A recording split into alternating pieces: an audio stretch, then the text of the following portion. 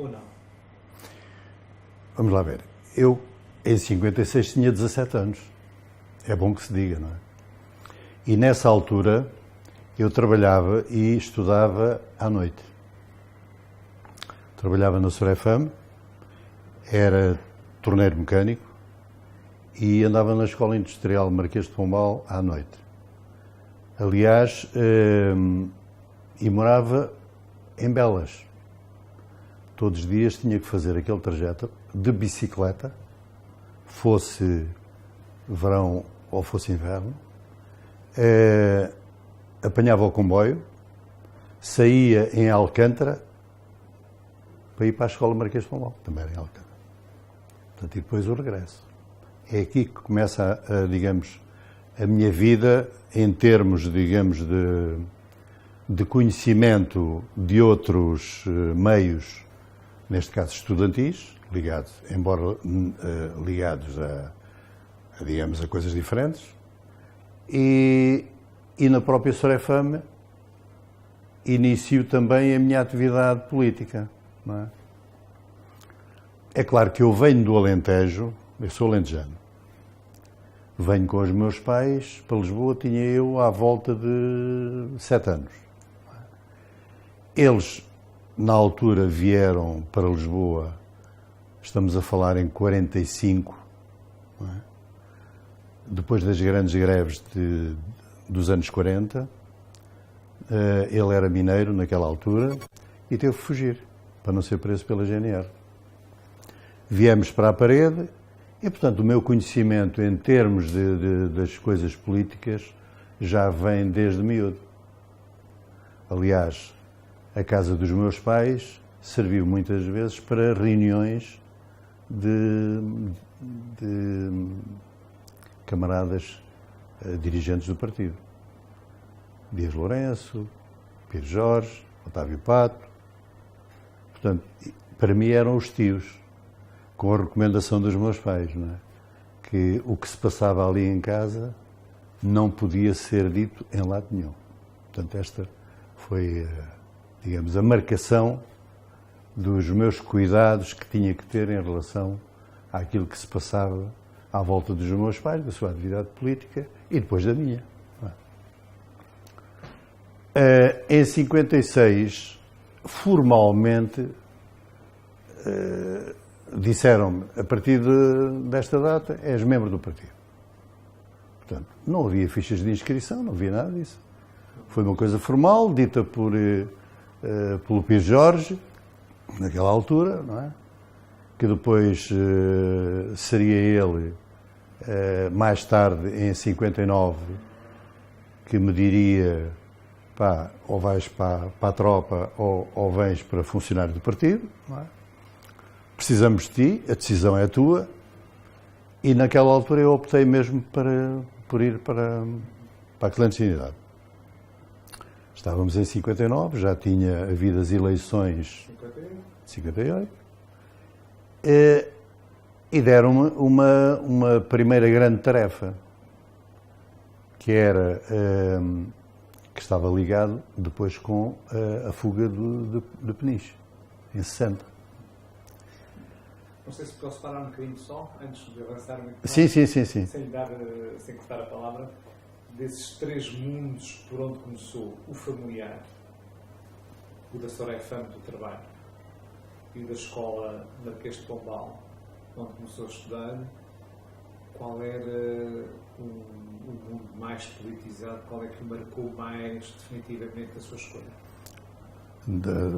Em termos de? Em termos de escolha, de vida política, de percurso político, as duas coisas. A escola, a Sorefam, a família, o que é que marcou mais, o que é que decidiu mais na sua vida?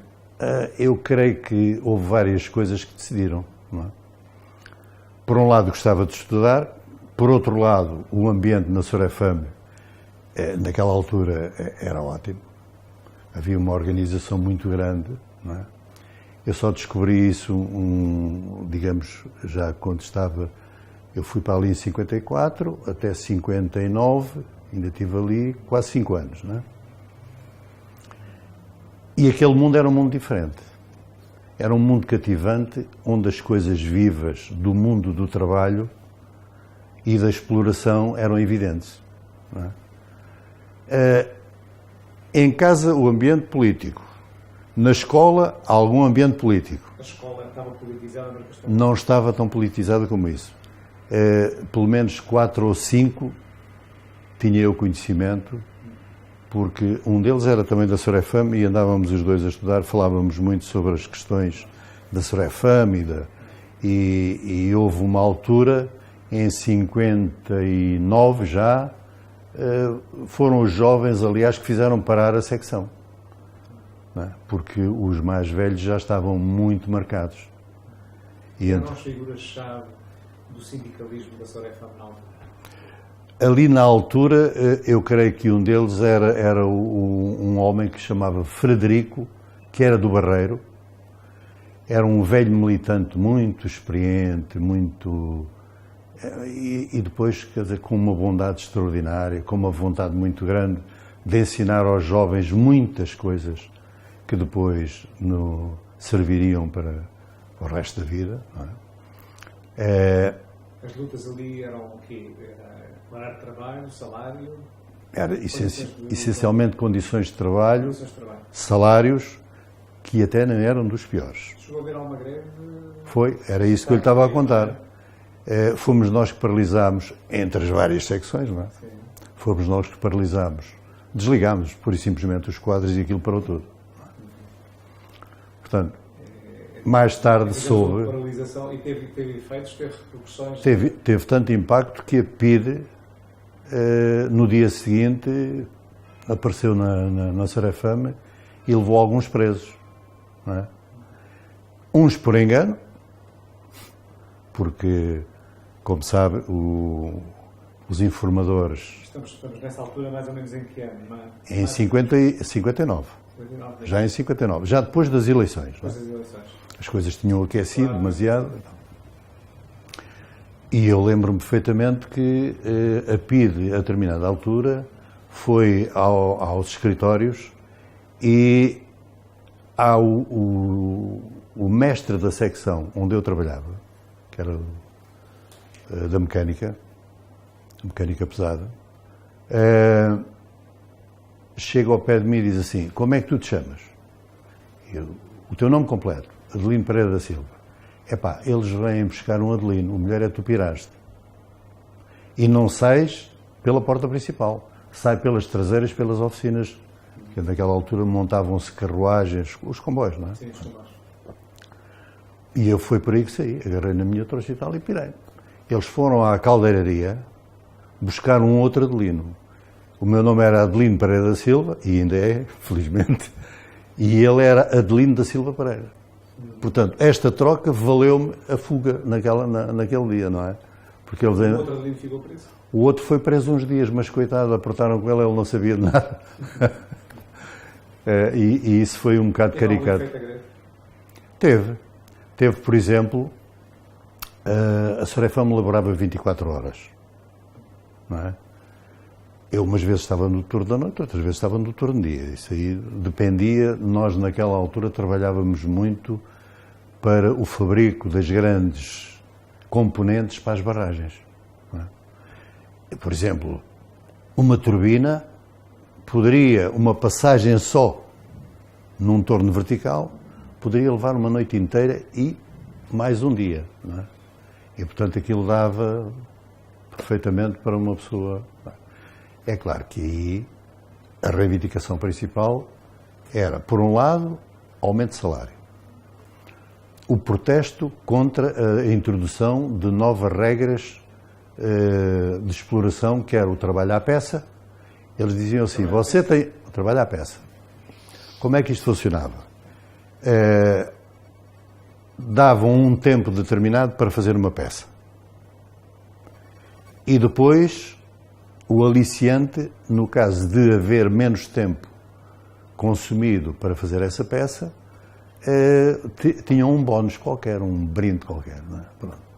É claro que esse tal amigo que estávamos a falar, o Frederico, ele era daqueles que andava sempre a dizer, epá, Mais sim, menos não, porque senão estamos a fazer-lhes o frete, não é?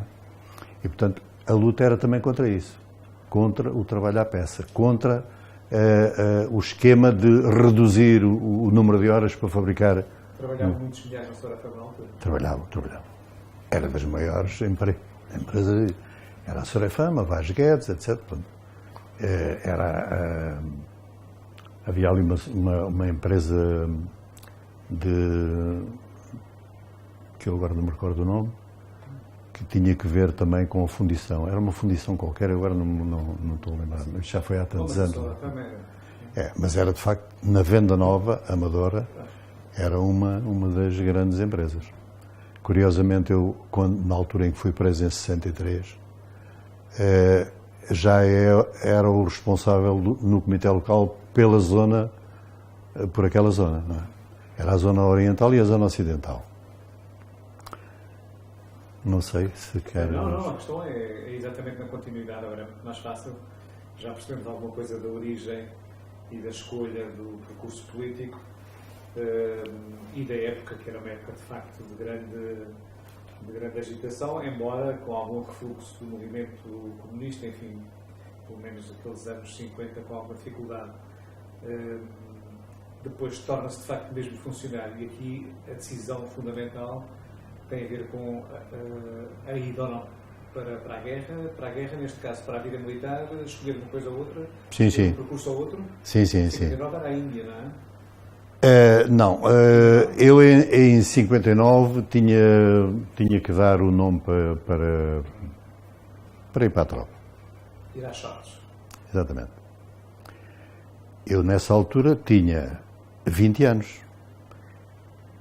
A maioridade era aos 21 anos, naquela altura. Portanto, e aquilo que me esperava era ir depois para a tropa e naturalmente, em 61, quando rebentou a Guerra Colonial, teria também ido, de certeza. Para a Índia, ali o objetivo era, ou vai para a clandestinidade ser útil de uma forma, ou vai para a tropa. Mas havia para aí milhares de jovens, não é? Que naquela altura, como não havia ainda guerra, não havia tanta mobilização, não é? E eu optei por ir a funcionar. Conhecia já bem as condições? Era a vida do meu dia-a-dia. Aliás, o Dias Lourenço, que era uma daquelas figuras características, digamos, do mundo do trabalho, não é? E de direção do partido. Ele dizia, não, vais ver com os teus próprios olhos o que é o mundo do trabalho e tal, e não sei o que. Não. E isso foi útil, não há dúvida nenhuma, é uma experiência completamente diferente e foi muito útil. Não é? O Pires Jorge também partilhava essa ideia de que era... Nessa fase entra na clandestinidade, obviamente. Em 59, uma das coisas que o Pires Jorge me diz é tens que tirar a carta porque a gente tem tarefas para ti. E só depois, mais tarde, é que eu percebi quais eram as tarefas. Mas, como eu não podia tirar a carta sem a autorização do pai, não é? Ele teve que assinar aquela coisa e tal, teve de acordo, sim senhor, e eu fui tirar a carta. Portanto, nessa altura ele indicou-me onde é que eu devia tirar a carta, porque era urgente, não é? E foi a partir daí que eu comecei o trabalho clandestino. Digamos que começou como motorista. Não era bem motorista. Era condutor de... Porque qual eram as minhas tarefas naquela altura? Era a zona oriental e ocidental. Não é? A carta fazia falta para... Não fazia. O que fazia falta era para as tipografias. Portanto, como tínhamos várias tipografias, o ir buscar os materiais, levá-los...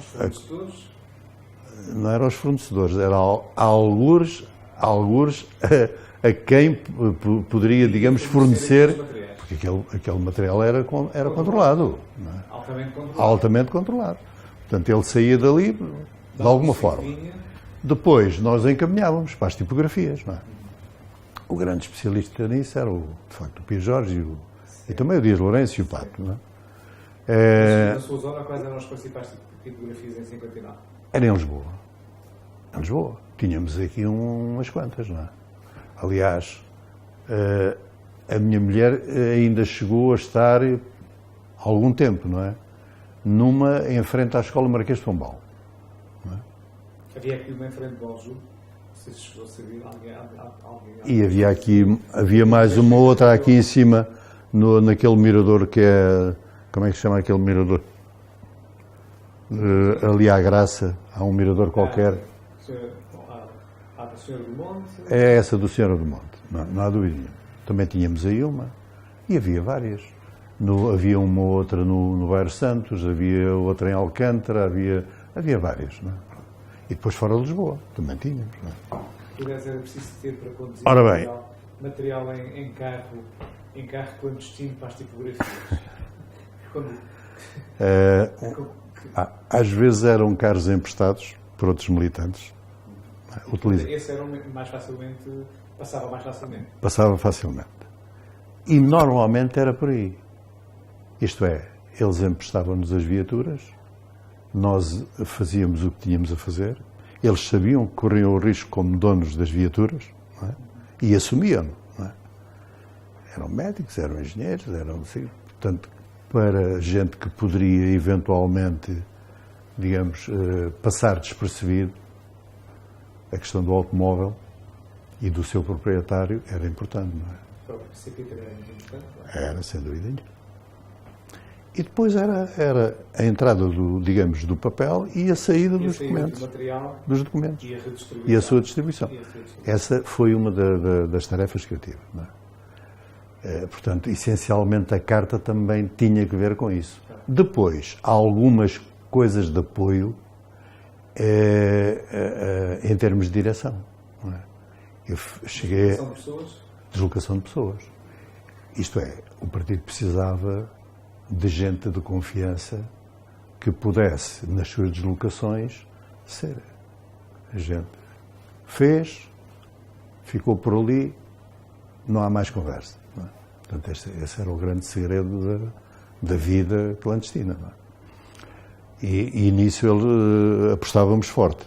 O partido aí não há dúvida nenhuma que apostava forte.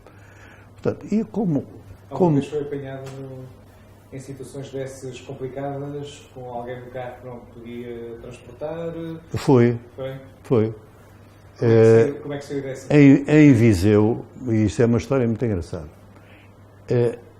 antes de Viseu, ia eu e o Sérgio Vilariz. Ele ia para aquelas bandas, ia ter um encontro qualquer, e eu andei a servir de instrutor a alguns, depois de ter a carta, ainda servi de instrutor a alguns dos meus camaradas, nomeadamente o Dias Lourenço, o Sérgio Vilarigues, o Pio Jorge não, porque esse era batido já na condução. E, portanto, na altura... Era taxista, chegou a ser taxista. Na altura, antes de Viseu, está uma brigada de trânsito. Não era eu que ia a conduzir, era o Sérgio Vilarigues. Exatamente porque ia a treinar. Nós tínhamos forjado uma carta, aliás, todos andávamos com identificação falsa, não é? Aliás, uma das acusações que se faz no cúmulo jurídico, quando eu sou julgado, é a produção de identificação falsa. E é verdade. Era verdade, não é? Portanto... Como é que se chamava o nome? Um dos nomes. Um dos nomes possíveis. O meu? Por exemplo. O Alberto. Havia vários, não é? E nós tínhamos já aprendido várias coisas, não é? Das técnicas de produção de materiais clandestinos. Eram vocês que faziam ou recorriam a serviços especializados? Não, a única coisa que precisávamos era do papel. Isto é, para fazer uma carta de condução... Porque o instrumento já existia. Para fazer uma carta de condução havia alguém que nos fornecia o papel próprio. Assim como os bilhetes de identidade, quando não tínhamos, forjávamos. Não é? Por exemplo, o meu cúmulo jurídico é feito em conjunto com o do Zé Bernardino. Não é? Porquê? Porque utilizámos um bilhete de identidade já desatualizado e forjámos aquilo com outro nome. Não é? É claro, esse bilhete de identidade foi na altura apanhado, era o que eu estava a utilizar. Por isso é que ele é também incriminado conjuntamente comigo na questão da falsificação da documentação. E pronto, isto são alguns dos episódios que foram acontecendo. A GNR, E com os jornais? os homens da Polícia de Viação e Trânsito, ele tinha cometido mais asneira. Eles apitaram para ele parar e ele não parou. Foi parar um bocado lá mais adiante. E digo assim, para. Eles apitaram. Mas eu não vi nada. Não ouvi nada. Então, pôs-se a fazer marcha atrás, ainda pior. Portanto, passou a fazer uma manobra perigosa. Primeiro, mandaram-no parar e apitaram e ele disse que não viu. Segundo, faz marcha atrás e provavelmente ainda aí uns quase 100 metros. Não é? E depois eles pediram-lhe a identificação. Para onde é que vai? Para onde é que vai? Não vai. Como ele era de Viseu e conhecia ali bem aquela gente, e conhecia inclusive ali gente ligada ao clérigo, ele disse, vou visitar o meu primo, não sei o quê, tal que é. Lá está, era um graúdo lá da igreja. Eles bateram-lhe a pala e tal, que aquelas coisas naquela altura ainda tinham esse... Bateram-lhe a pala. E a documentação já não interessava. Só lhe recomendaram uma coisa. Primeiro, perguntaram-lhe porque é que ele não tinha parado. Ele disse, sinceramente, eu não ouvi. Se não fosse aqui o meu sobrinho, que era eu, ter dito, olha, que as autoridades mandaram-de parar e apitaram. Eu não tinha parado. Mas depois fez uma contravenção grave, que foi fazer marcha atrás num espaço tão grande, não é? E tal. Sabe que isso é uma manobra perigosa e tal. Deram-lhe o raspanete, disseram, siga a sua vida e tal. Pronto. Ali o que contou mesmo foi, de facto, ele ter dito que o primo dele, que era lá ligando. É verdade. Com a imprensa nunca foi apanhado, nem com papel? Não, mas tive um problema que eu ia com a minha companheira. Íamos entregar ali para os lados de Aveiro, Mugo Forres, salvo erro, uma estação qualquer que havia para ali, íamos entregar materiais, que era para uma luta qualquer ali da região. Tínhamos feito isso em casa, alguém fez, não é? E nós apenas íamos entregar. Entretanto, um caminhão que estava parado ali para os lados de Alenquer, numa curva, sem sinalização nenhuma, eu acabei por dar um toque no caminhão. E com aquela santa ingenuidade dos 20 e poucos anos, não é? Digo assim, você não se dá como culpado, vamos chamar a polícia, tal, não sei o quê. Quer dizer, em vez de deixar aquilo foi mesmo E a verdade é que fomos buscar o GNR, Alenquer, não é? Levámo-lo até junto ao caminhão, aquilo era um Volkswagen, e levávamos um atado com os materiais numa caixa. O militar sentou-se ao lado, porque só foi um, para recolher os autos e aquela. E foi assim, e não aconteceu nada. É uma questão de sorte. Não é? É preciso não ter medo ou ter medo? Eu acho que ali, a idade ali também contava.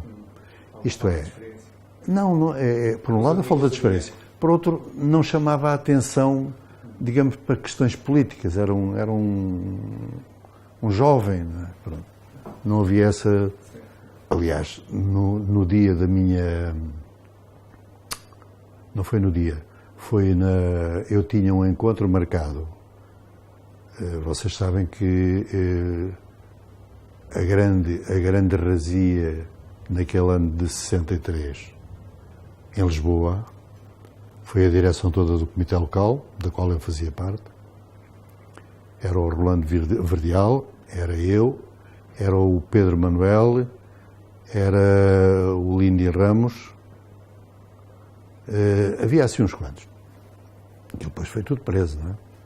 Por denúncia de um tal Pedro Manuel Santos, que era eu acho que o setor dele era a ligação ao setor estudantil aqui de Lisboa, qualquer coisa assim já.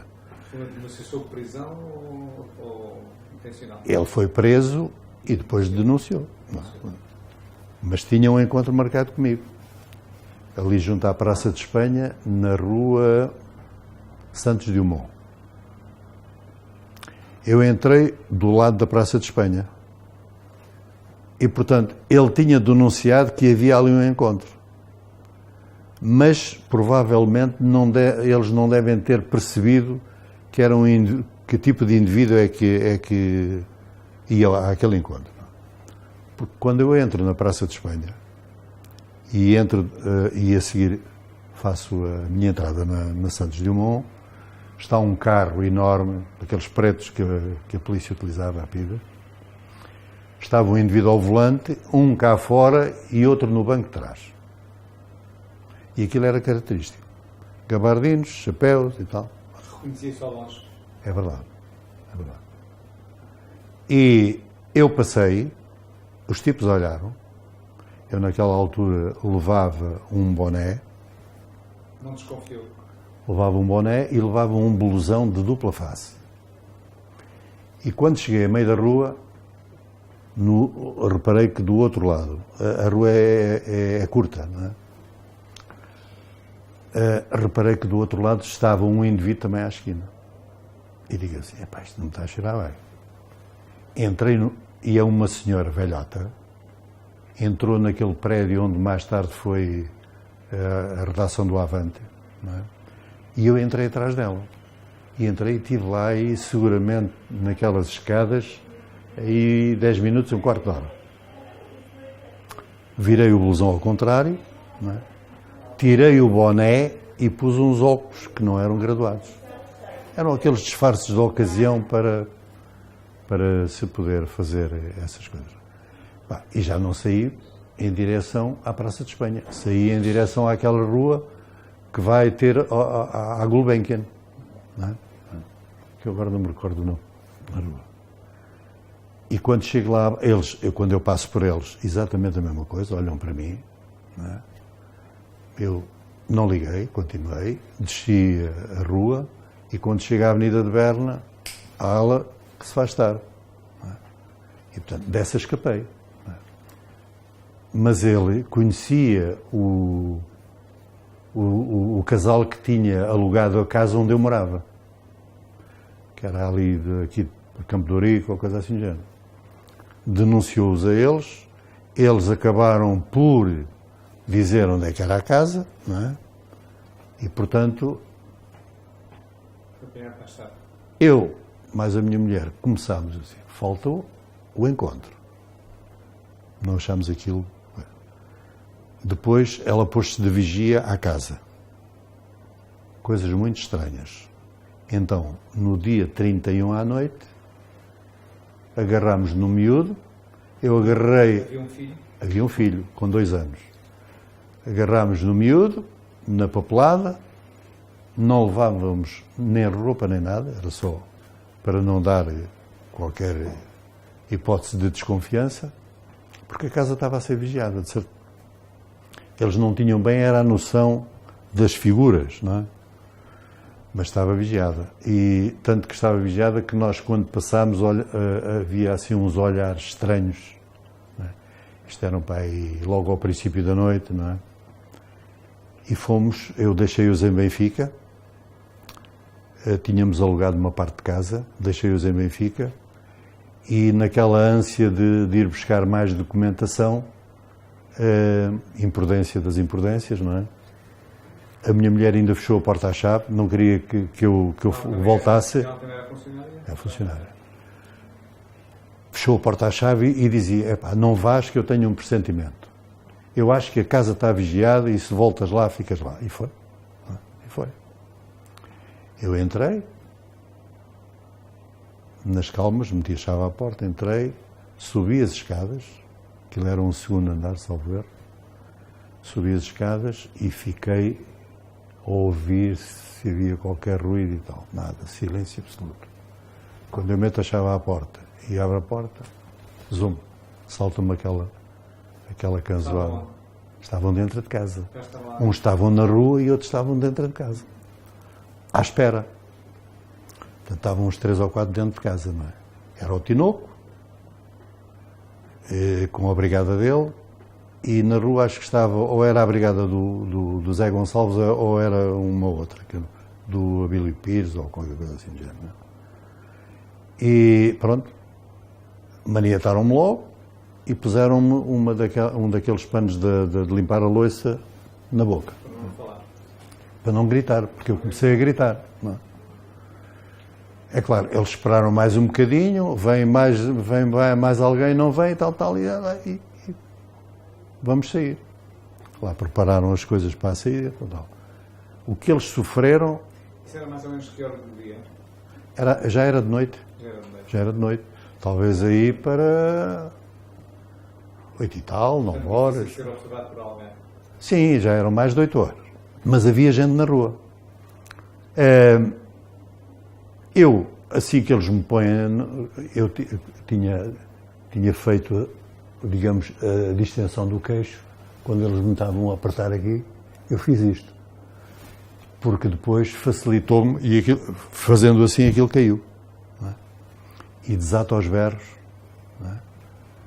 Por ali abaixo, vem Porque essa era uma regra fundamental. Era fundamental. Começa a gritar quem sou, estou a ser preso pela PIDE, e aparecem logo vizinhos, e os tipos de pistola em punho, pá, a dizer tudo para dentro e tal. E, portanto, até ao resto do chão, aquilo foi o bom e o bonito primeiro que eles me pusessem lá embaixo. Até porque o prédio não tinha elevador, aquilo era só 3 pisos, e então para aquela escada abaixo, ainda caímos umas 2 ou 3 vezes, todos embrulhados ali na escada.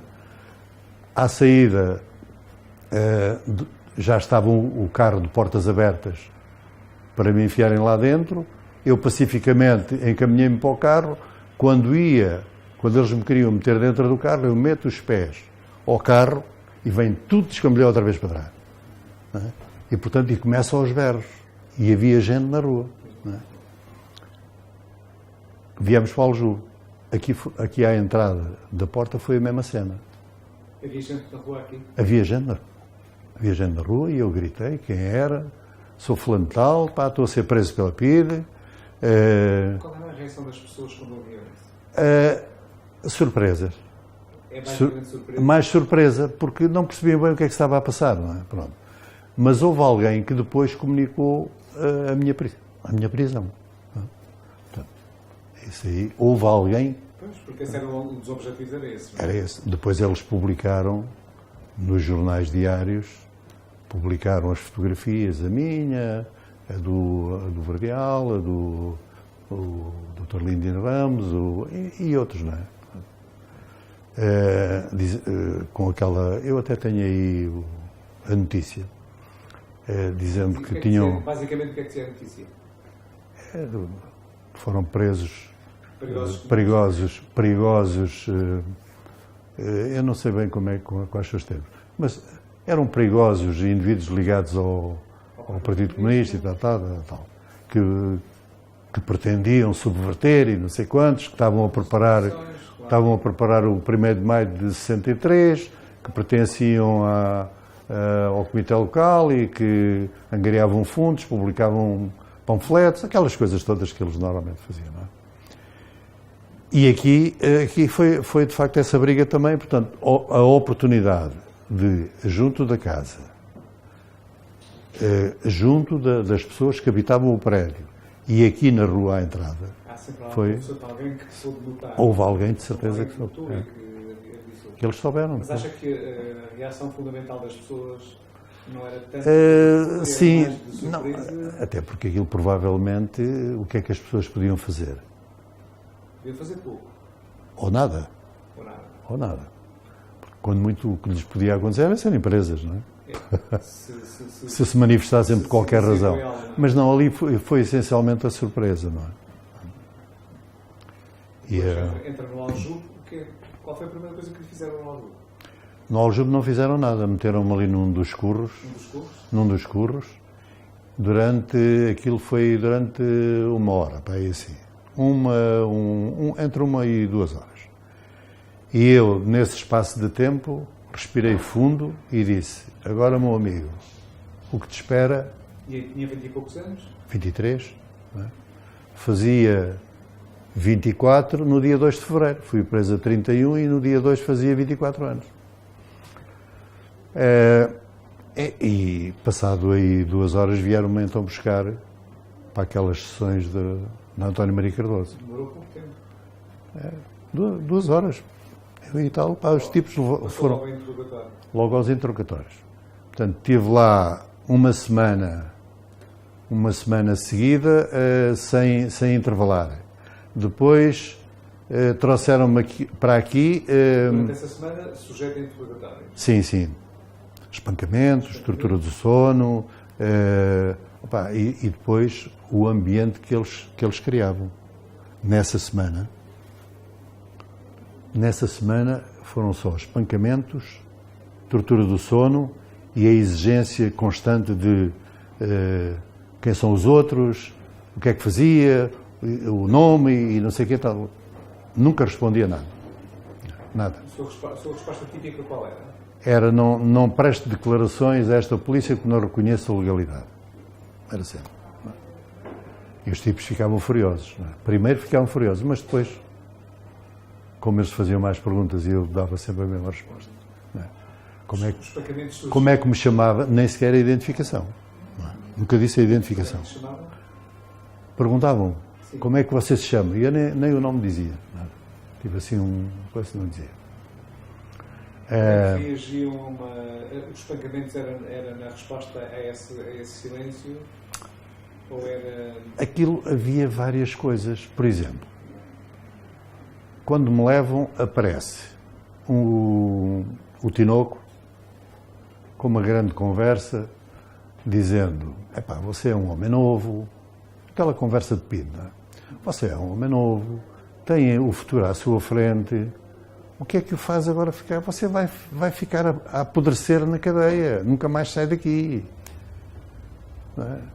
Portanto, se tiver sorte de sobreviver, fica aí a apodrecer. Se não, vai para o cemitério. Não é? Isso agora depende de si. Não é? Eu nem lhe respondia. Andaram nisto durante a determinada altura. Começa, digamos, a tortura do sono. E o indivíduo começa a ficar mesmo cansado, inchado, começa a haver já coisas assim muito complicadas, tipo bicharada, as paredes começam a andar, os tetos, depois começa a haver, em vez de um pito, começa a haver 2 ou 3. Portanto, tudo aquilo é mesmo, como diz ali no folheto, de facto, as sequelas depois resultam a partir daí, não é? Mesmo para os mais jovens. Mesmo para os mais jovens.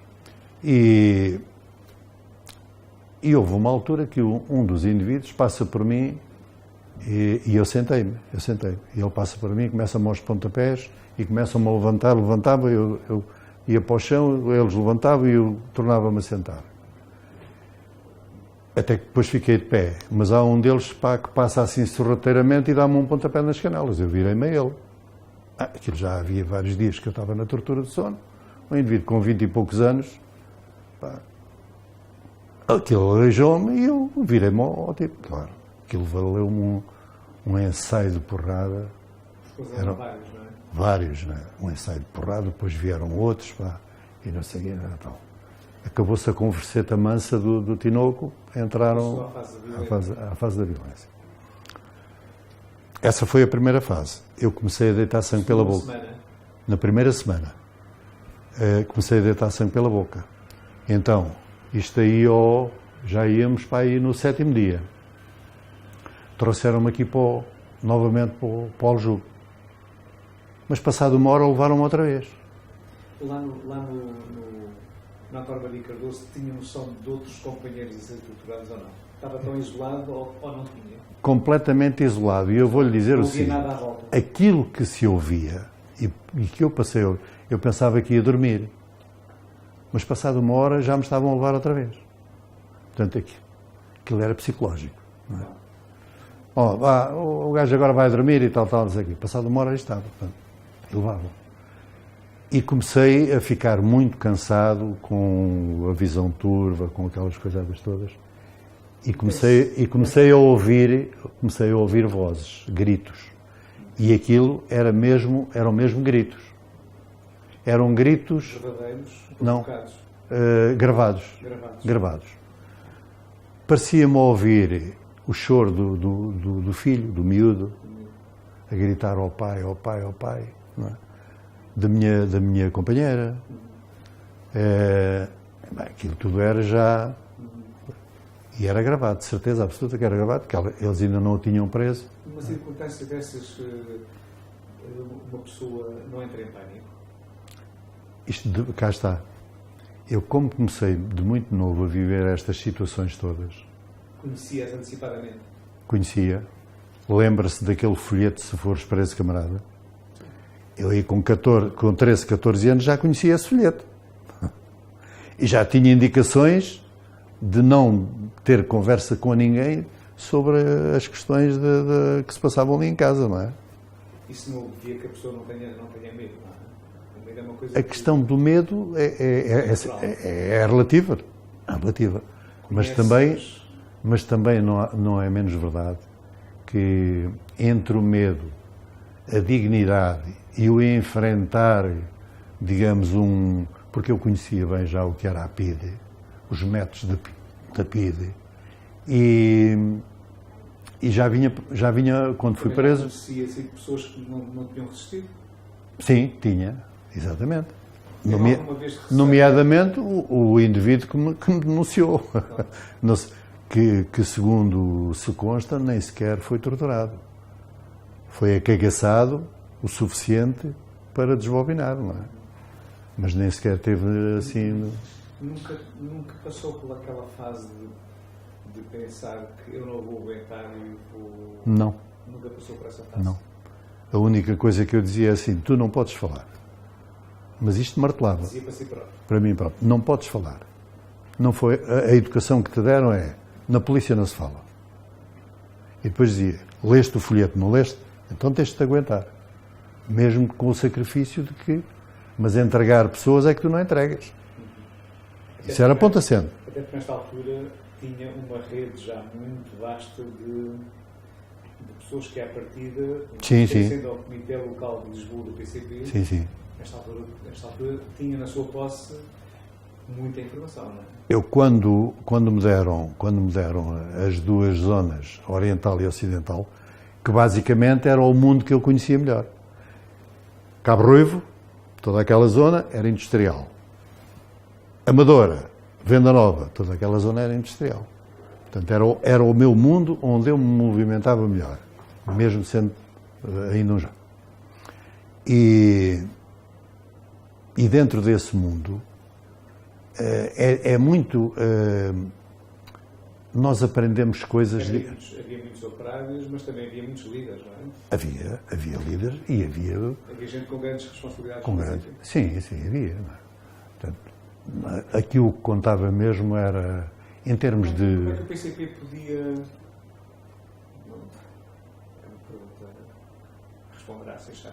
Como é que o PCP achava que podia dar tanta responsabilidade a uma pessoa de 24 anos? Não havia pessoas com... A mesma exatamente que se passa hoje.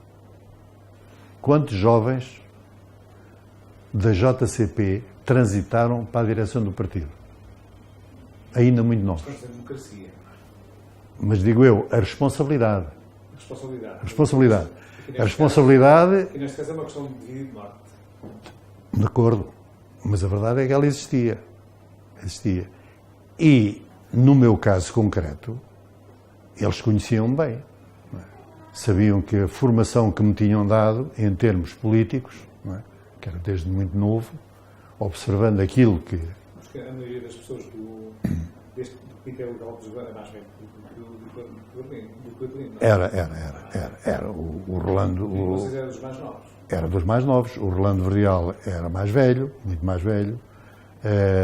O Lídio Ramos também era mais velho. Uma pessoa como o Rolando Verdial a fazer um percurso como fez. É verdade. Qual é a explicação que tem para isso?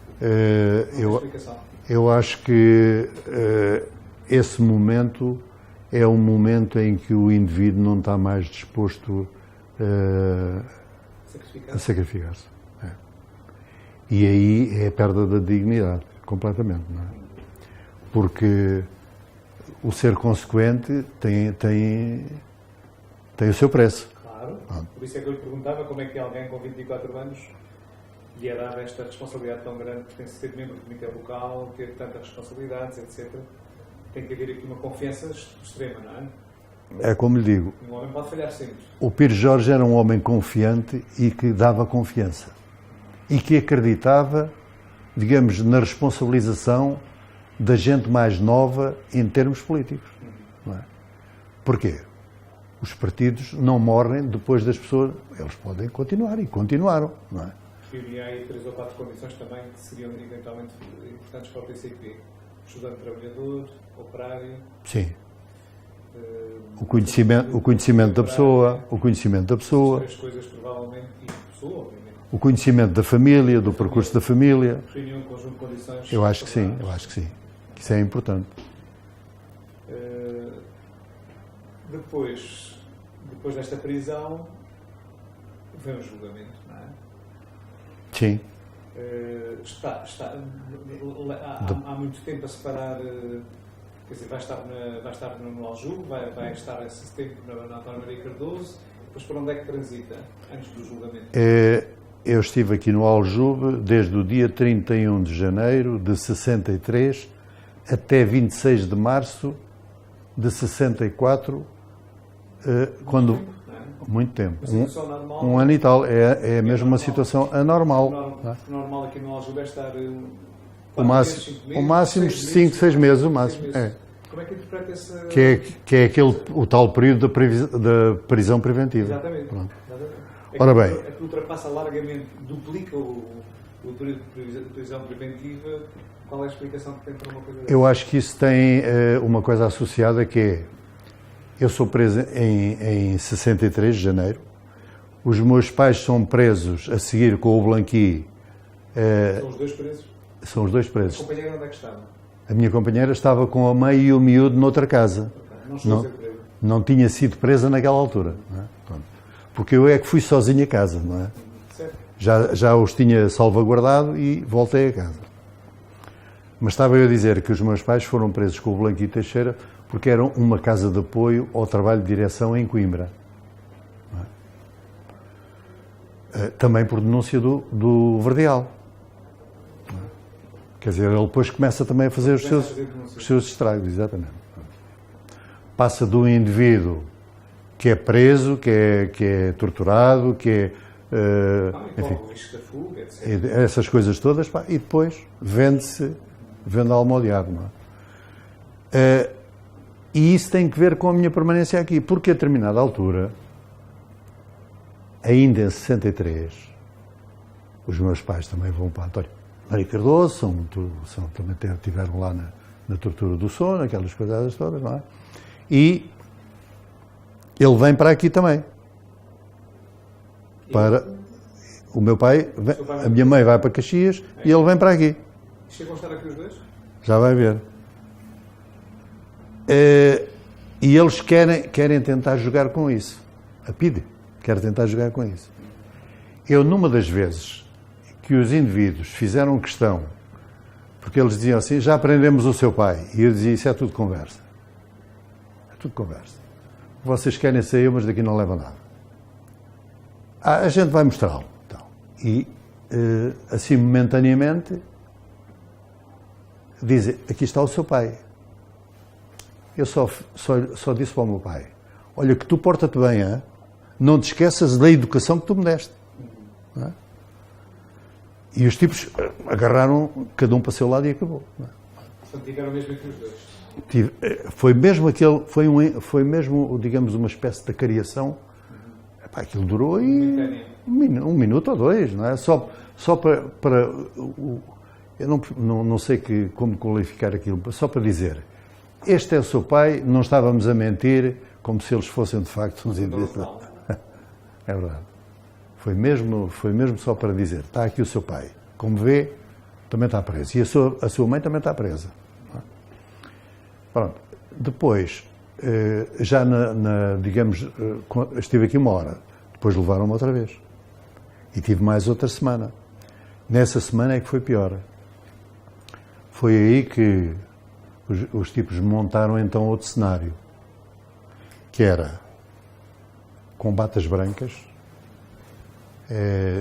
aquilo, se não era tomate, era tinta, qualquer coisa, todo tipo ensanguentados, com as mangas e tal, com um alguidar muito grande, um alguidar muito grande, com um serrote, umas facas, e puseram aquilo em cima de uma mesa que eles tinham, que era só uma mesa e uma cadeira, onde estava o PID ali de permanência na tortura do sono. E eles entraram por ali dentro e disseram, bom, então agora é esta? Então vá lá, por onde é que começamos afinal e tal? E montam o cenário de terror. Aquilo mete mesmo impressão, não é? Bem, eu olhei para aquilo e digo assim, bom, o que é que estes gajos querem? Não é? E começo a ouvir gritos. Ora de uma criança, ao pai, ora da minha companheira. Aparentemente deles, não é? Sim, não eram eles. Mas isso o indivíduo sabe lá. Claro. Pá, começa ao pai. E pronto, aquilo é muito complicado. E a determinada altura, eles montando aquele cenário, começaram a dizer assim, bom, como é que é? Quer falar ou não quer falar? Se não quer falar, pá, sai daqui aos bocadinhos. Pronto, agora você é que escolhe. Daqui vai para o cemitério. Entretanto, entrava um daqueles inspectores, não era nem o Tinubu, um outro inspetor qualquer, e dizia assim, então, mas o que é que vocês estão aqui a fazer com isto? Então, mandaram, diz que este está a seguir e não sei o quê, não, não era este, é o outro, vão lá para não sei o quê, tal. Tinham montado o cenário e iriam intimidar mais alguém, de certeza, não é? E andavam neste jogo, que era o que eles chamavam os processos psicológicos para ver se o indivíduo fraquejava.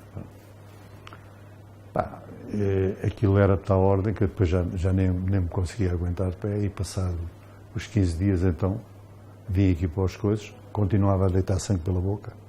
E levaram aqui não, nada. Nem aqui, nem na António Maria Cardoso. A família, claro, estava preso, o pai estava preso.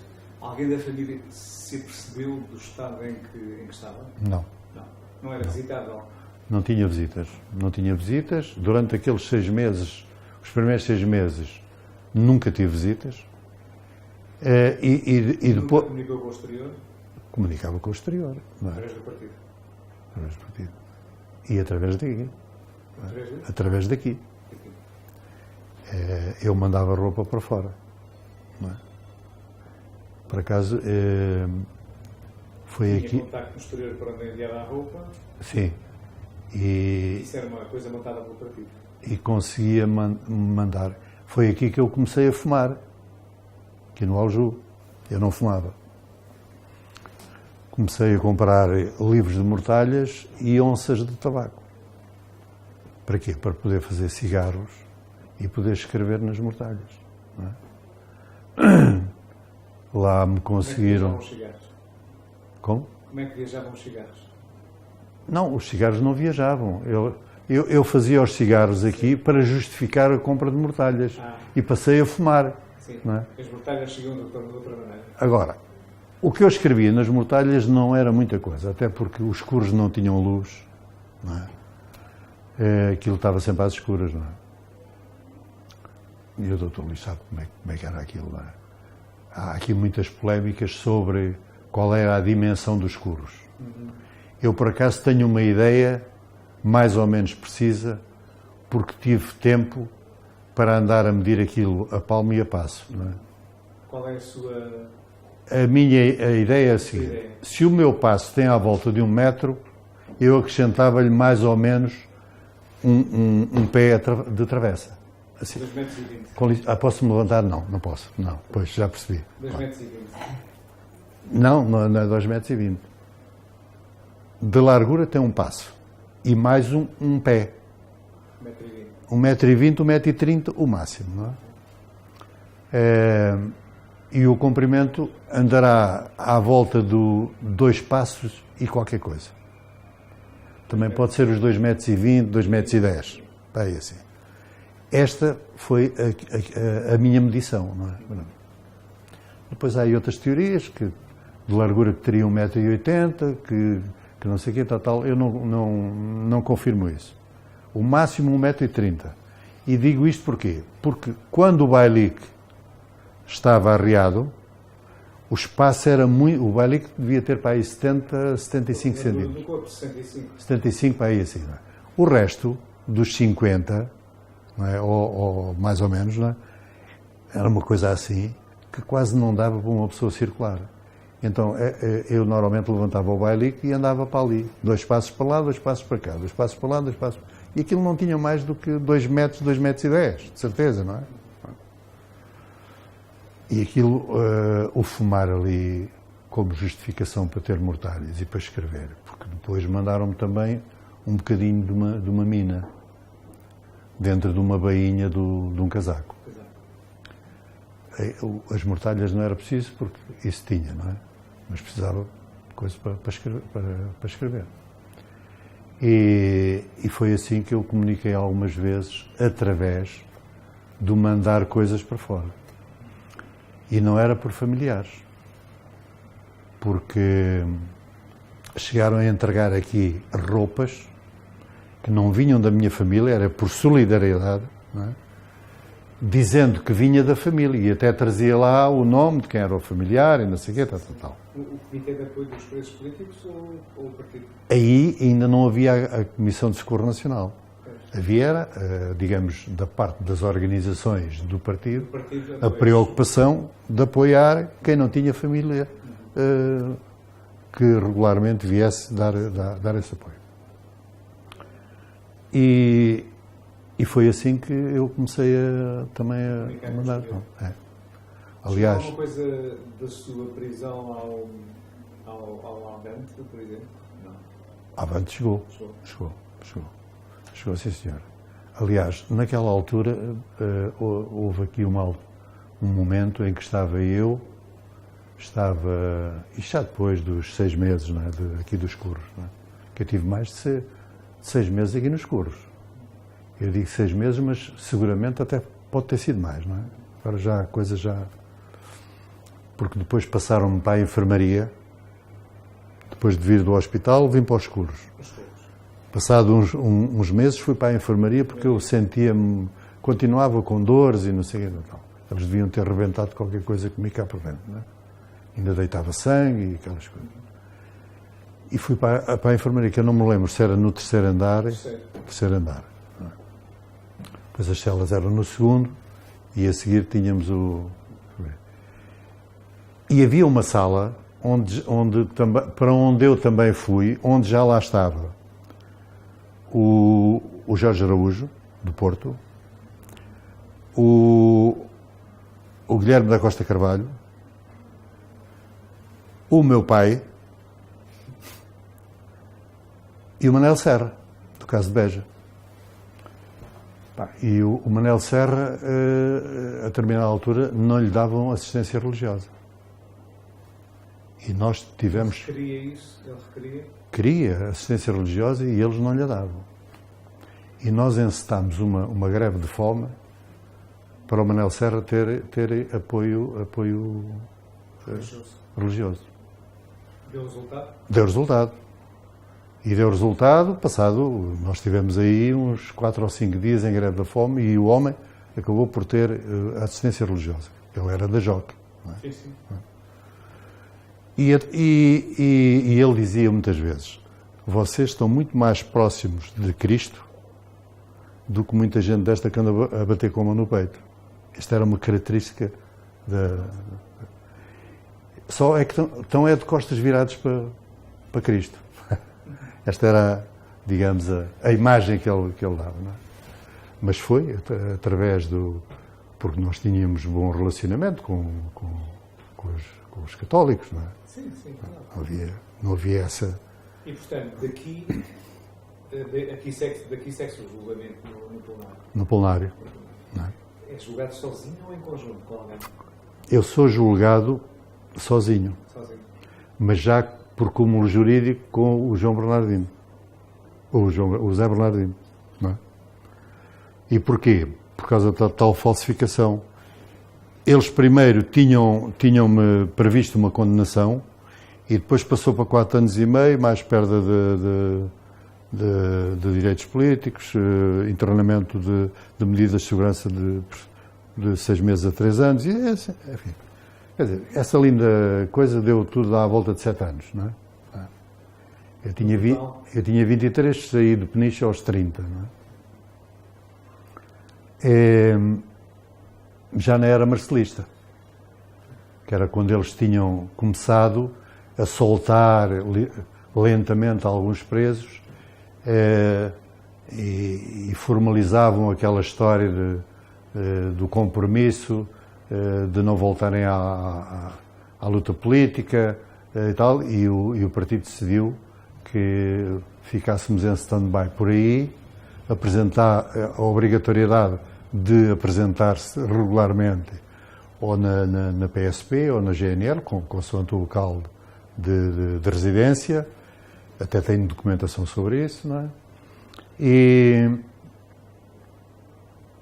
depois eles foram libertando outros, mas muito lentamente. Não é?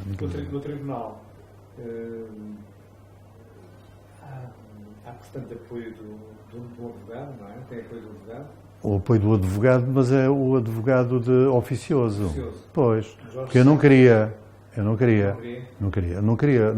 envolvimento de advogado. Disse, eu tenho a experiência já suficiente do que são os julgamentos plenários.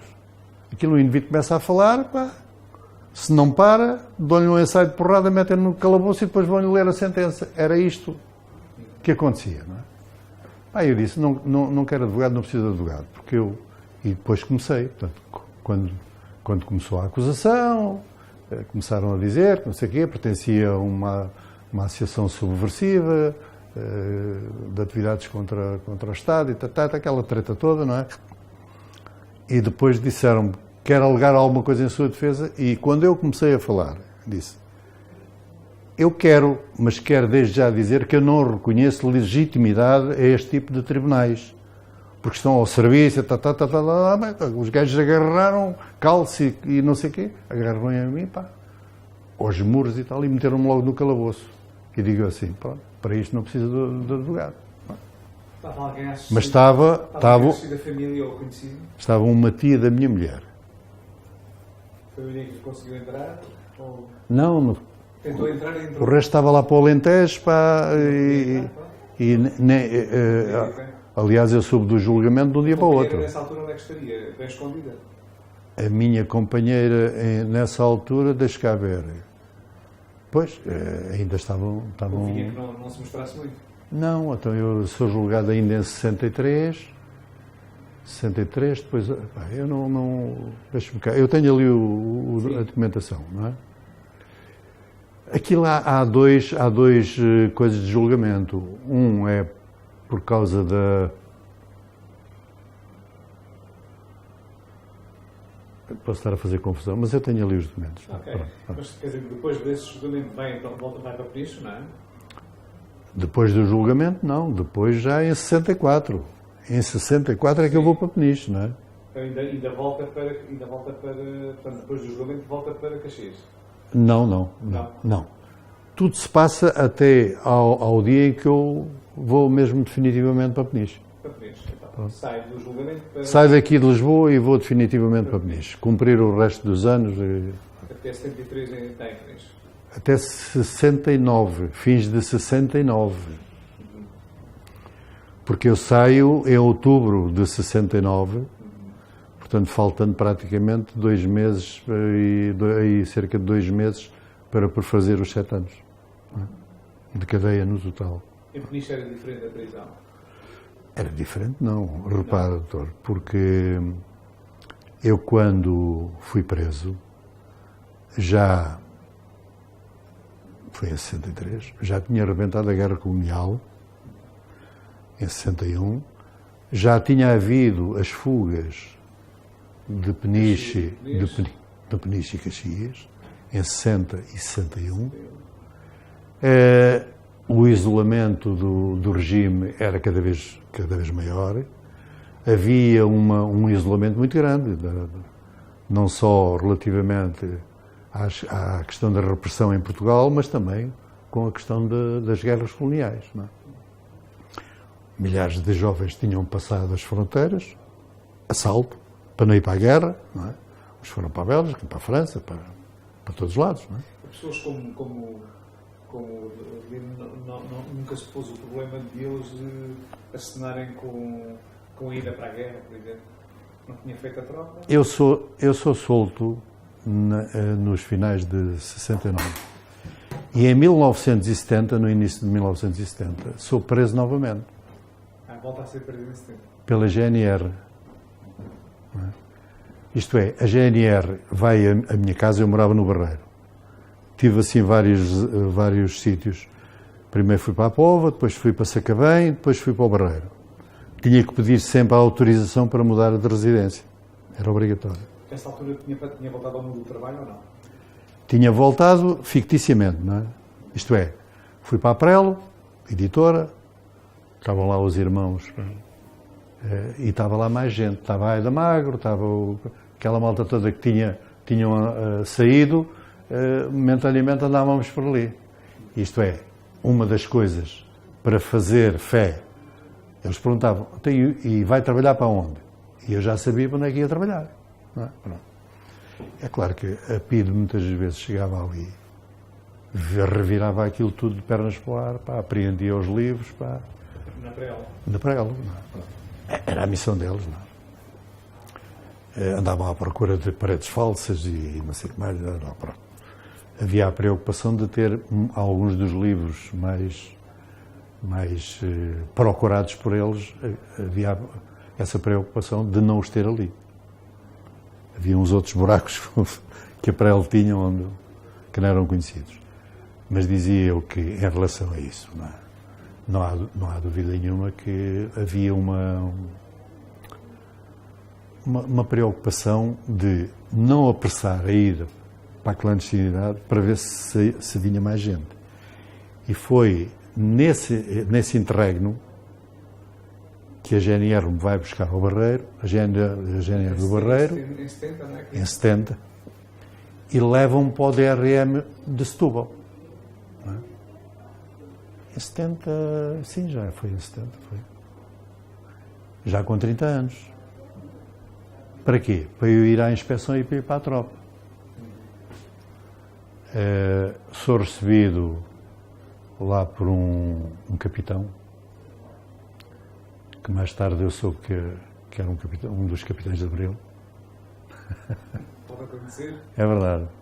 Ironias, não é? E o homem foi muito, muito frontal. Depois de eu lhe dizer, olha, comigo passa-se isto. Não sei se está informado. Ele disse, não estou informado.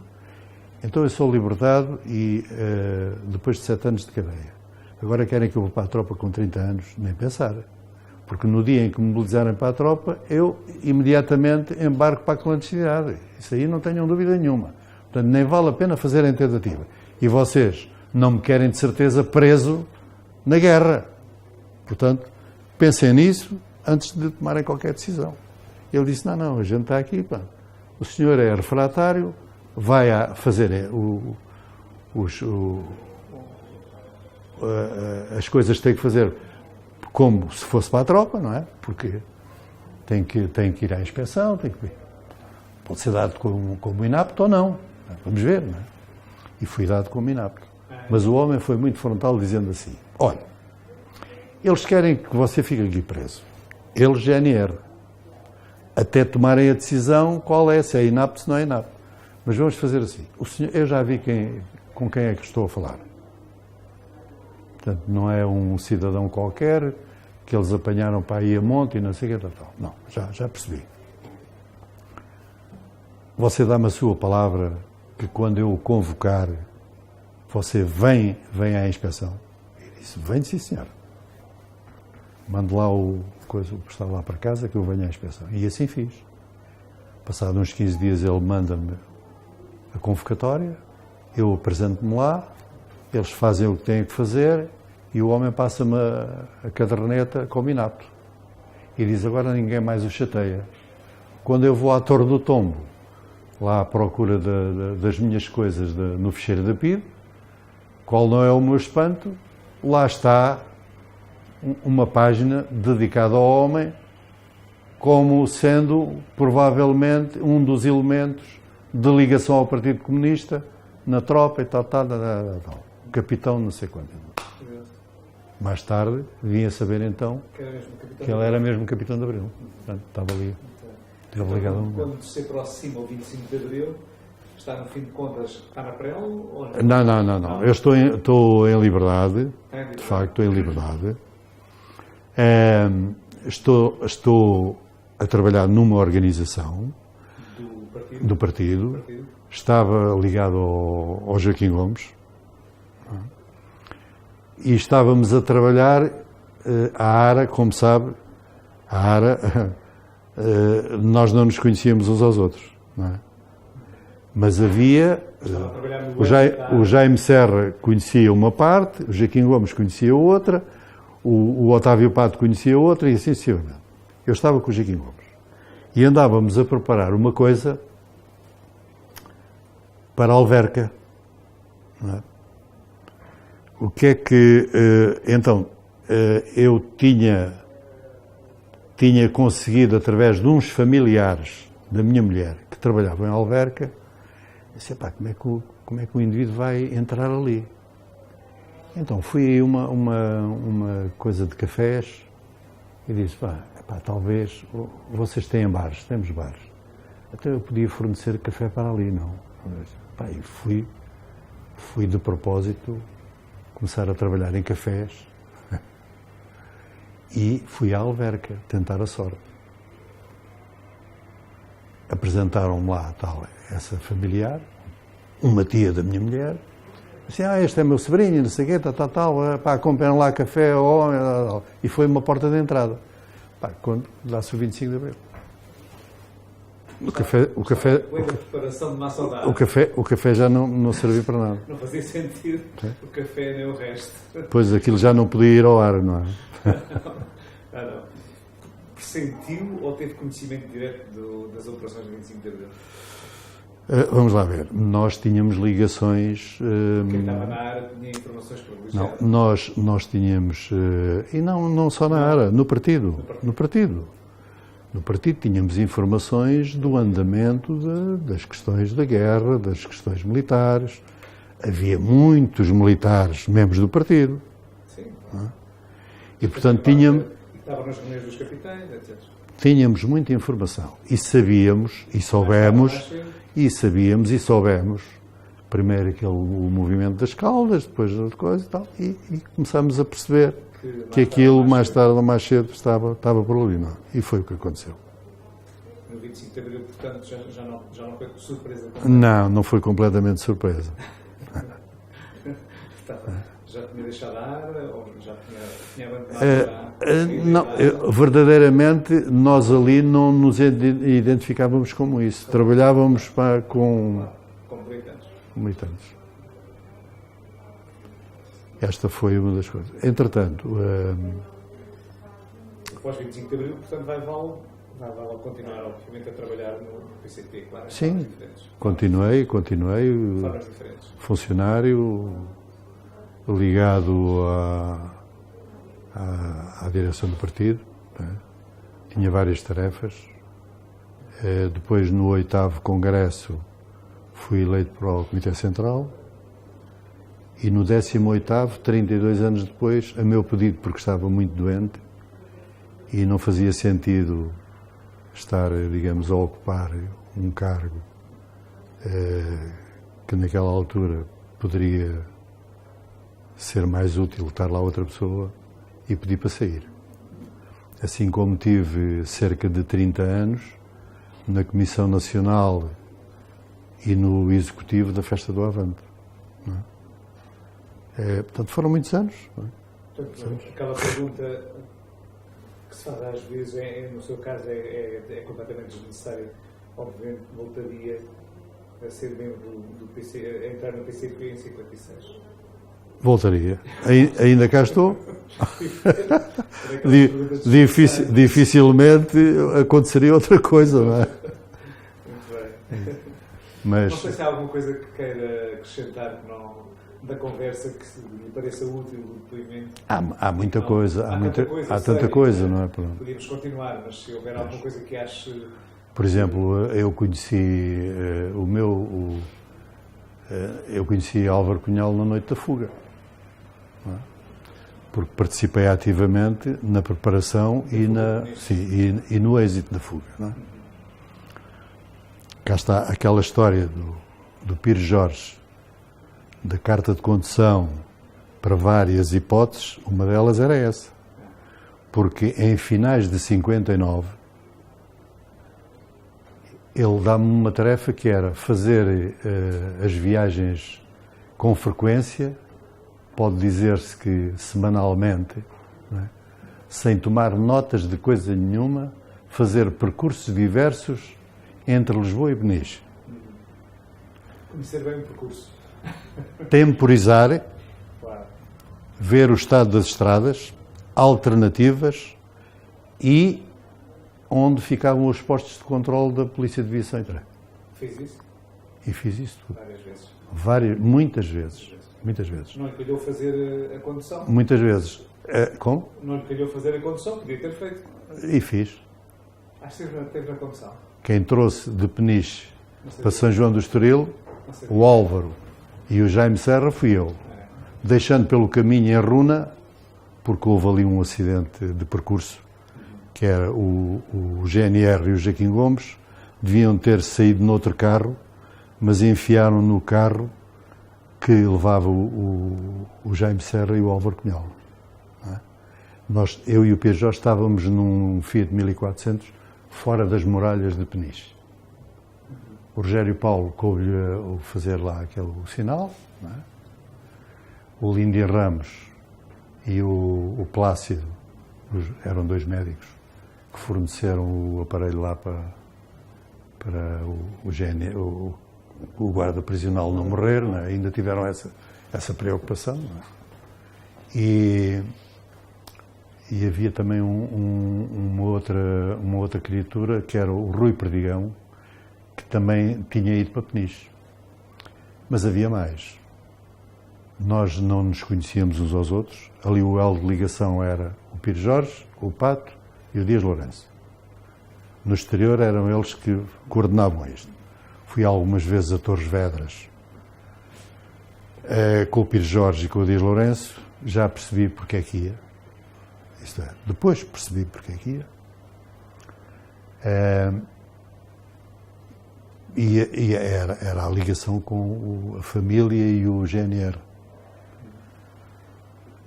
Os meus pais, entretanto, por causa também de uma questão logística, acabaram por arranjar em Runa uma casa, onde ficou o GNR e o Joaquim Gomes. Durante algum tempo. Porque o GNR era ali daquelas bandas de Torres Vedras, não é? E porque depois teve que se agarrar na família e nele e pô-lo para fora. Não é? Portanto, e fui eu que o levei para São... Mas também não... Mas também a única coisa que eu sabia era Lisboa, Peniche, Peniche, Lisboa. O Pires Jorge nunca me disse que era para São João do Estoril. E repare que aquilo, nós tínhamos que fazer isto entre as 19 e as 21 horas. Não era muito tempo, mas dava. Eu tinha a certeza... Eu tinha a certeza que era possível, não é? Como contornar os postos da Polícia de Viação e Trânsito, também eu sabia. O tempo estava contabilizado. Só não estava à espera que, quando chegámos a Lisboa, ele diz assim: agora segues para São João do Estoril. Aí é que não estava no programa. Mas é curioso porque aquilo era um dia que estava a chuviscar. A estrada e as estradas não eram o que são hoje, não é? Não. Eu conhecia essa estrada. Aquilo era tudo cheio de... Ali para as zonas de Lourinhã, Bomberral, aquilo era tudo assim, não é? Não havia outras. Viemos direito à Autoguia da Baleia, apontámos a coisa, sempre a aviar. Quando chegámos ali a Loures, contornámos, talvez conheça quem vem de Pinheiro de Loures para Lisboa, havia ali uma rotunda onde era um posto da Polícia de Viação e Trânsito. Lá está, aliás. Não sei, não tenho... Ao pé de uma balança, não é? Sim, era para ali assim. E à direita havia uma ruazinha que passa em frente ao edifício da Câmara de Loures. Sim, que vai lá para cima para o Montemar. Que foi por aí que a gente saiu e retomámos outra vez a estrada para Lisboa, não é? Para contornar, e já tínhamos feito o mesmo em Torres Vedras, não é? Portanto, é assim, são peripécias da vida. Muito bem, tenho que lhe agradecer. É um excelente depoimento. É mais um. Não, eu sei que já prestou muitas vezes, mas tem uma particular importância. Aqui no caso do Aljube, como sabe, nós destinamos os depoimentos à consulta pública. Não sei se isso é uma coisa que foi colocada lá em cima como pergunta. Há aqui possibilidade de as pessoas lerem, não há problema. terem acesso, estudarem, perceberem. Isso, enfim, tem essa... Não há problema porque não é segredo para ninguém. Pois, neste momento já estamos numa fase em que as coisas estão completamente pacificadas. Não? É curioso porque eu já nem, digamos, nem sequer a minha própria biografia é uma coisa minha. Faz parte do património da luta contra o regime, não é?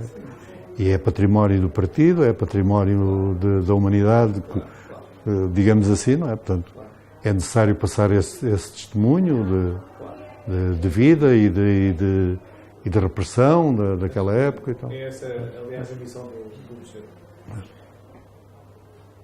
É passar aos novos essas lutas. Tem aqui o regime fascista era de tal ordem. E isto estava montado tão bem. Por exemplo, eu mandava estes bonecos para o miúdo. Não é? Quando estávamos a... Mas era o senhor que desenhava? Sim. Isto era feito. Por exemplo, isto é muito simples. Aqui a particularidade é o carimbo de censura que era posto para uma coisa destas que era enviado por uma criança de tenra idade. Isto é 1966, ele nasceu em 60, tinha 6 anos. Os desenhos também são... Sim. E depois tem aqui uma história, porque isto mexe. Isto é muito simples. Isto é só feito com papel, aguarelas e depois umas linhas e tal. E fazia Está a ver? prisão? Sim. Para mandar para o miúdo. Está aqui. Mas censurava, ele não chegou a recebê-las? Recebia. Então é censuradas.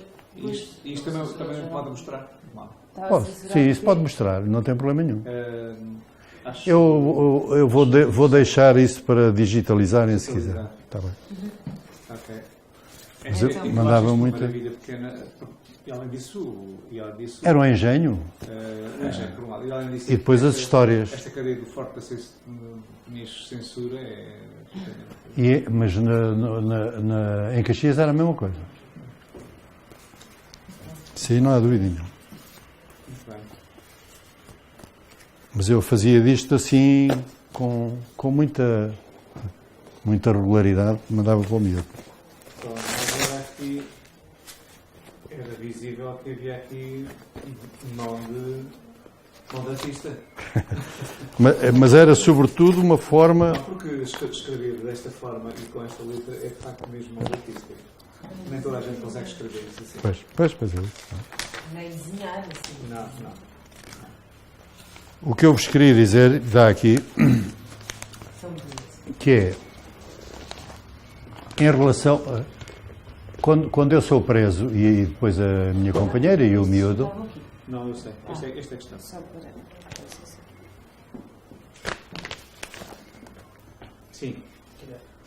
quando eu sou preso, e a minha companheira também é presa, depois, como eles não reconheciam o casamento, a não ser aquele oficioso, não é, e oficial, não é, tinha que ser na conservatória, no registro civil, a determinada altura não deixavam que eu recebesse visitas de familiares da minha mulher, nem ela podia receber visitas da minha família. Inclusive, puseram o mesmo problema, se não se casassem, deixavam de ter visitas do filho. Isto obrigou-nos a tomar a decisão de, em 66, formalizarmos o casamento. Então, mas o que é mais curioso é o que se diz aqui. Não é?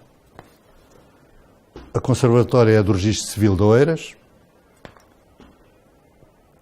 O casamento é feito no Reduto Norte, em Caxias, Paço de Arcos, entre Adelino Pereira da Silva, residente na cadeia do Forte de Peniche, e Maria Alice Diniz Parente de Capela, residente em Forte de Caxias.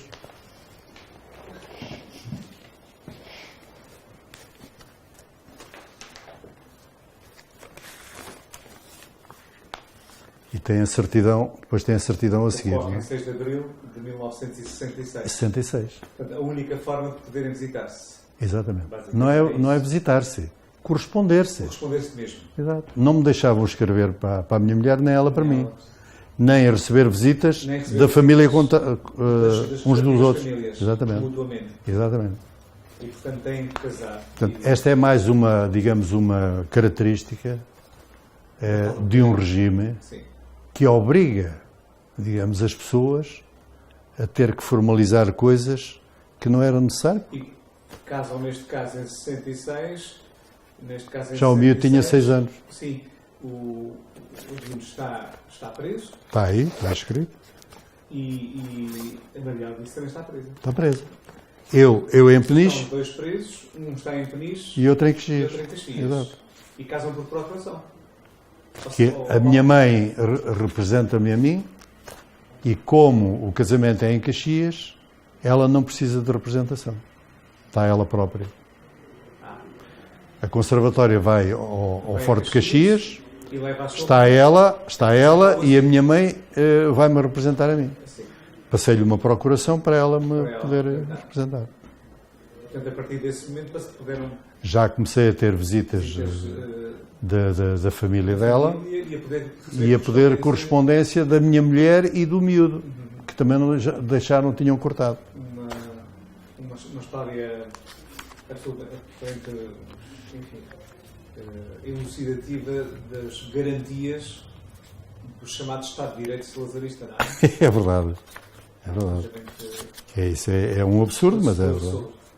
E depois tem a certidão. Como se costumava dizer em linguagem corriqueira portuguesa, mulher amancebada não visita marido, não é? É isso mesmo. Era o critério que eles tinham, a concepção que eles tinham, não é? As coisas. Bem, eu não consigo encontrar aqui a data da. Muito obrigado.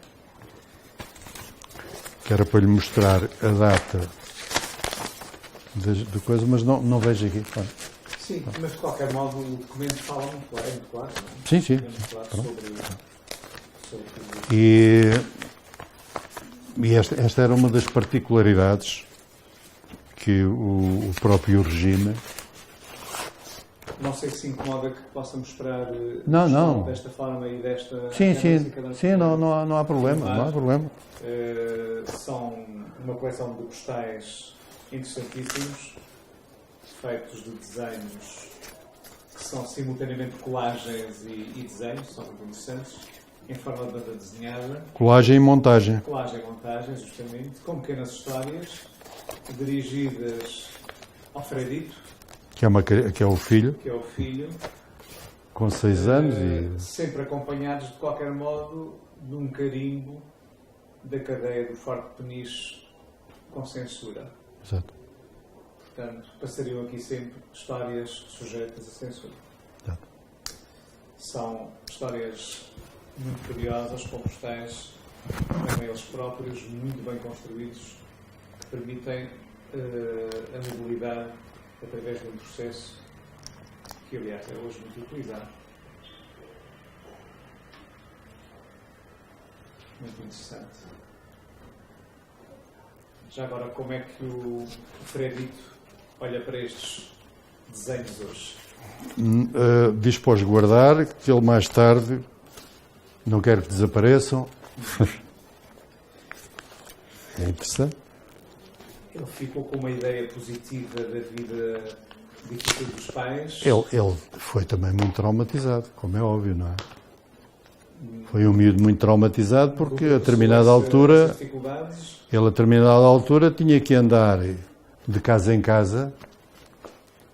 Ele é entregue a um irmão da minha mulher, é arrancado à força do colo da mãe, ele barrava, dava pontapés, esperneava.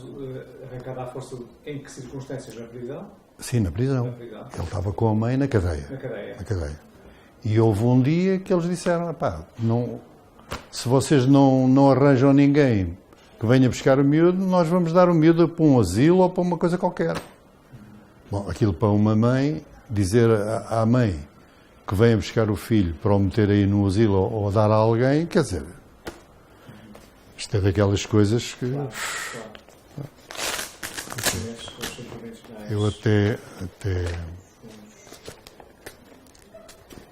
eu tinha aí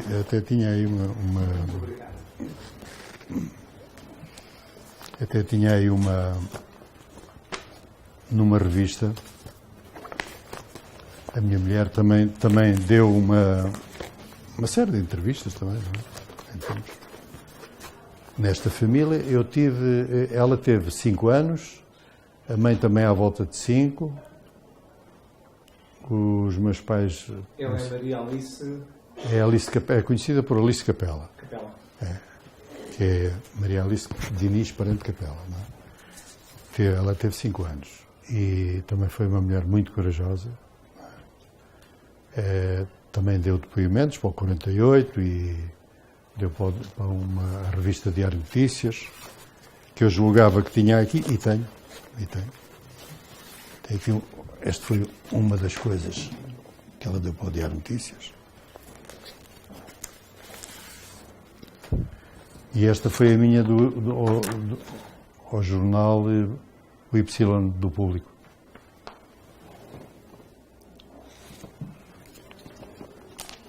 Não é possível. Tem aqui assim...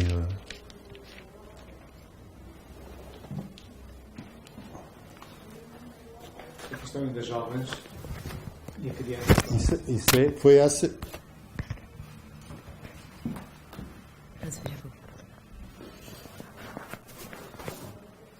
Isso foi quando saímos da cadeia, repare, as nossas caras e a cara de felicidade do miúdo. Não é? Sim, sim. O mais feliz de todos era ele. Sim, é visível também. Disseram que se não arranjasse ninguém para ficar com o meu filho, davam para um asilo, a família estava quase toda presa.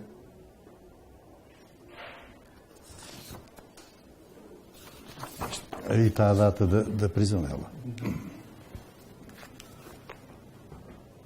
Está sublinhada, André.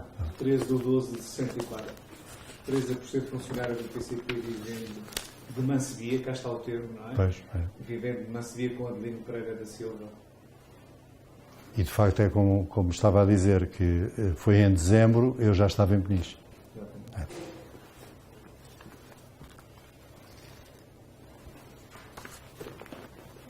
De facto não há como ter... Não há como documentar. Não há como documentar, exatamente. É isso mesmo. É que quando se documenta não se consegue negar. Pois. E não se consegue também deformar. É isso que eu tenho dito muitas vezes, é que um historiador que não aprofunde através de coisas concretas, mas que vai extrapolando através das suas próprias conjecturas, não é? É complicado. É. Não pode fugir às fontes como estas, por exemplo, Exato. estão aqui. Exato. É isso Não mesmo. pode fugir às fontes. E enquanto houver pessoas para dar depoimentos, acho que o vosso trabalho é muito importante. Muito bem. Volto a dizer muito obrigado. Foi um excelente. Obrigado também. Muito obrigado. Muito obrigado.